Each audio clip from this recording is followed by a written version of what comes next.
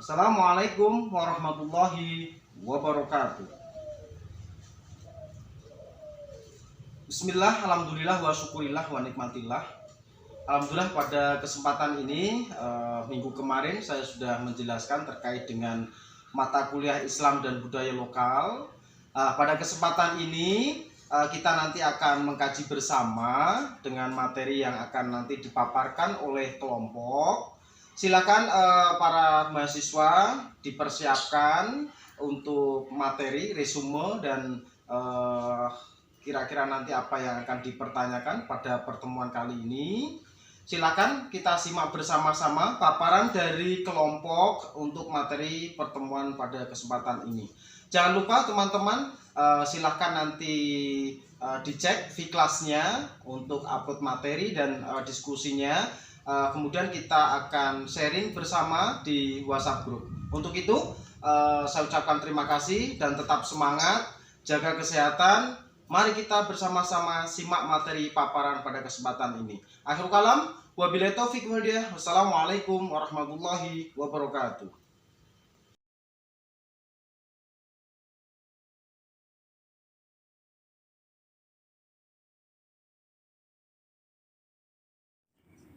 Assalamualaikum warahmatullahi wabarakatuh. Halo semuanya, apa kabar? Alhamdulillah sehat ya. Dan tetap semangat mengikuti perkuliahan Islam dan budaya lokal yang diampu oleh Bapak Dhani Miftah M. Nur MPD. Dari diskusi di V-Class, kami mencoba membuat ringkasan materi terkait dengan judul Islam Jawa sebagai representatif Islam Nusantara. Untuk diskusi bisa kita gunakan V-Class atau grup medsos yang lain sebagai wadah diskusi dan sharing. Sebelumnya perkenalkan, kami dari kelompok 9 yang beranggotakan 3. Yang pertama saudari Uli Al-Fatihah, yang kedua saudari Maulina Difah, dan saya sendiri Zaki Maulana Ahmad. Mari kita simak bersama-sama materi Islam Jawa sebagai representatif Islam Nusantara. Assalamualaikum warahmatullahi wabarakatuh. Alhamdulillahi rabbil alamin, wabihi nasta'in wa ala umuri dunya waddin, wassalatu wassalamu ala asrafil anbiya'i wa imamul mursalin, Sayyidina wa maulana Muhammadin, amma ba'du. Yang saya hormati dosen pengampu Islam budaya lokal, beliau Bapak Dhani Miftah M. Nur MPD,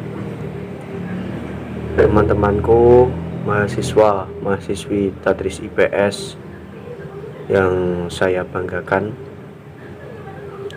Baik, di sini saya yang pertama akan memaparkan tentang Islam Jawa sebagai representatif Islam Nusantara.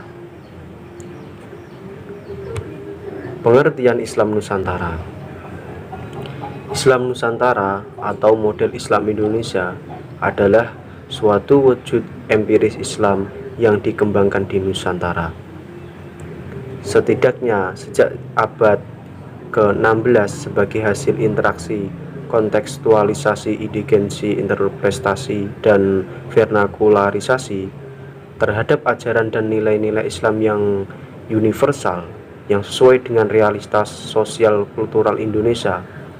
Istilah ini secara perdana resmi diperkenalkan dan digalakan oleh organisasi Islam, yaitu Organisasi Nahdlatul Ulama pada tahun 2015.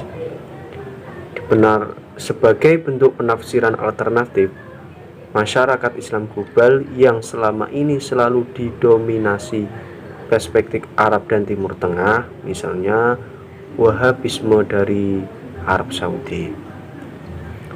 Dalam buku karya Profesor Kiai Haji Akil Sirot menyatakan bahwa Islam Nusantara merupakan identitas dari konsep keislaman yang diusung oleh Nahdlatul Ulama. Gerakan dan konsep dakwah yang diajarkan oleh ulama Nahdlatul Ulama tidak terlepas dari warisan ulama-ulama terdahulu yang tersambung dengan model dakwah ulama Wali Songo.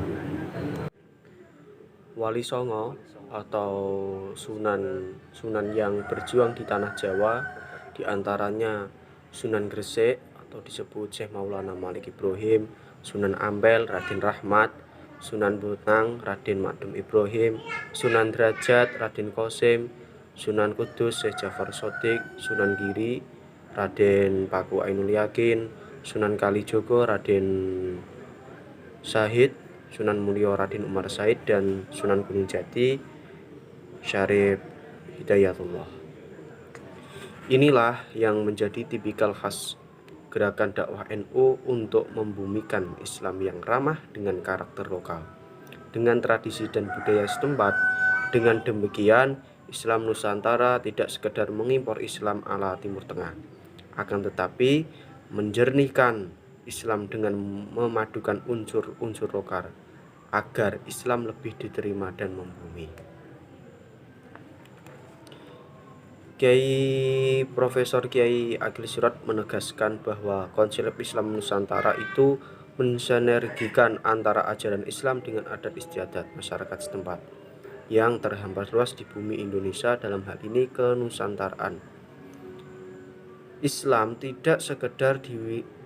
Nusantara tidak sekedar di wilayah Indonesia, akan tetapi juga di kawasan Malaysia, Singapura, Brunei Darussalam, dan Patani Thailand.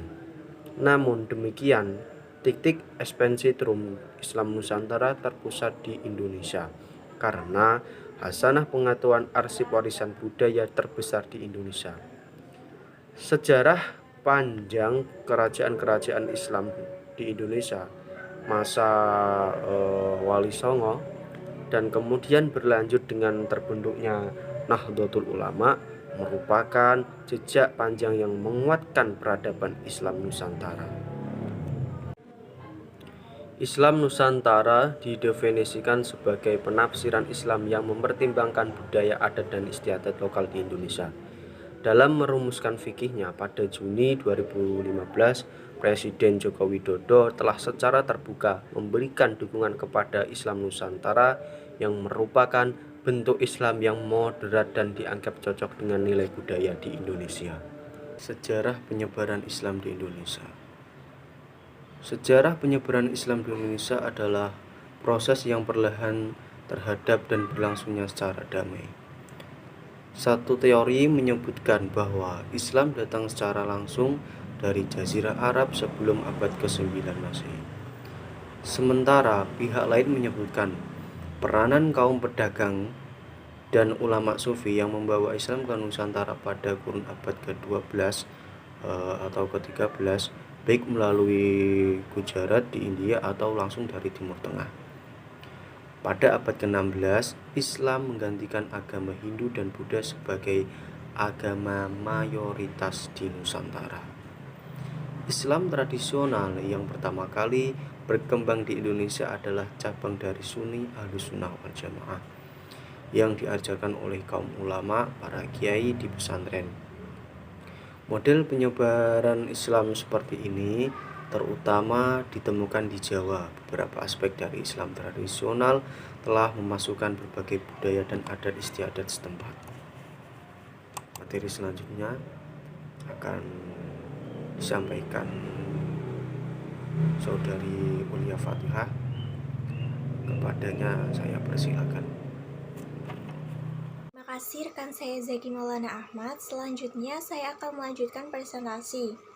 C. Karakteristik Islam Nusantara. Islam Nusantara sebenarnya merupakan perwujudan nilai-nilai Islam yang telah berakulturasi dengan budaya lokal, yaitu budaya Nusantara atau Indonesia. Hal ini dapat dilihat dari ciri-ciri penerapan Islam Nusantara itu sendiri. Hal ini bisa terjadi karena beberapa sebab, yaitu 1. Relasi yang kuat antara Islam dan budaya lokal. 2. Keberpijakan agama terhadap tanah air atau Nusantara. 3. Dengan kecintaan pada tradisi dan tanah air. Terbukti Islam Nusantara tidak pernah memberontak pada pemerintah yang sah karena dilandasi ajaran Ahlussunnah wal Jamaah yang memiliki karakter tasamuh yaitu toleransi, tawasud yaitu moderat, tawazun yaitu seimbang, dan iktidal yaitu menjaga keadilan. Karakteristik tersebut menjadi roh Islam Nusantara sehingga mewujudkan wajah yang ramah, damai, santun, dan menyejukkan. Karena ajarannya dapat diselerakan dengan konteks atau kondisi sosial masyarakat, sehingga terjadi akulturasi dengan budaya dan kondisi sosial politik masyarakat setempat.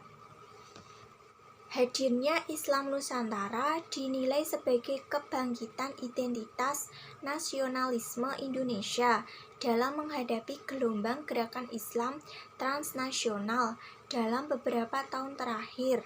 Meskipun kritik terhadap gerakan transnasional sudah pernah diungkapkan oleh Abdurrahman Wahid dalam banyak esainya, namun hingga saat ini gaya Islam dengan style Arab justru menemukan momentumnya, tidak hanya secara politik, tetapi juga secara budaya.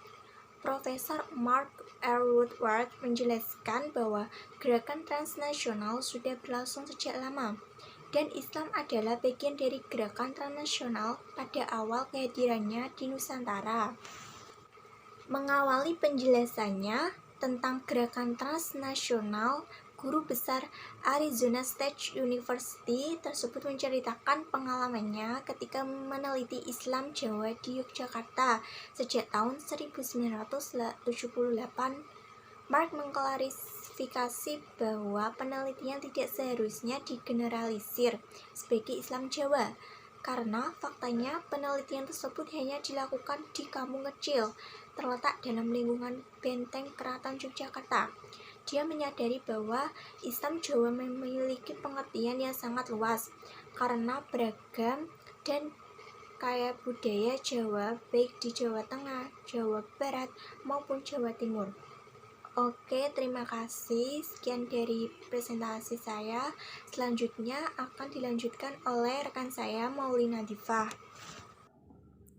Selanjutnya, dia menjelaskan bahwa masyarakat yang ia temui saat itu adalah sebuah masyarakat Jawa yang menjadikan Islam sebagai identitas. Tetapi, hampir sebagian besar ritual Islam tidak dijalani. Namun, hal-hal yang berhubungan dengan tradisi kejawaannya masih sangat diperhatikan. Mark menarasikan bahwa sebagian besar masyarakat tersebut berada di bawah garis kemiskinan. Secara umum, mereka hampir tidak melaksanakan ibadah sholat, puasa, bahkan tidak dapat membaca Al-Quran, meskipun itu hanya surah Al-Fatihah. Masyarakat tersebut sangat menyukai ziarah makam yang dinilai keramat, menyukai dan mempercayai jimat, keris, cincin, dan menjadikan wayang sebagai bagian kehidupan sehari-hari. Namun demikian, Islam tetap menjadi bagian dari identitasnya. Pada upacara kelahiran dan kematian, masyarakat ini mengundang santri dari kampung Kauman yang terletak di dekat kampungnya. Hubungan masyarakat ini dengan masyarakat Kauman hampir tanpa konflik. Menurut Mark, terdapat dua faktor yang memengaruhi masyarakat ini sehingga tidak terdapat konflik akan tradisi Jawanya dan Islam sebagai identitas. Dalam kondisi politik Islam di Indonesia, kehadiran Muhammadiyah dan juga Nahdlatul Ulama atau kita sebut sebagai NU dalam konteks ini justru membantu masyarakat tersebut bahwa mengidentifikasi dirinya. Saya Muslim, tapi bukan seperti Muhammadiyah atau NU. Batasan tentang identitas kejawen dan Islam juga semakin kurang jelas. Transformasi ini berlangsung cepat sehingga beberapa anak bangsawan masyarakat ini meskipun belajar di sekolah Belanda, tetapi ketika menikah tetap mengundang santri Kauman, bahkan melaksanakan haji. Sekian, saya ucapkan terima kasih kepada Bapak Dhani Miftah M. Nur yang telah berkenan memberikan arahan, nasihat, ilmu dan juga pengalamannya sehingga materi ini bisa bermanfaat dan semoga bisa menjadi hasanah edukasi pembelajaran yang baik. Sekian dari kelompok 9. Kurang lebihnya mohon maaf. Wassalamualaikum warahmatullahi wabarakatuh.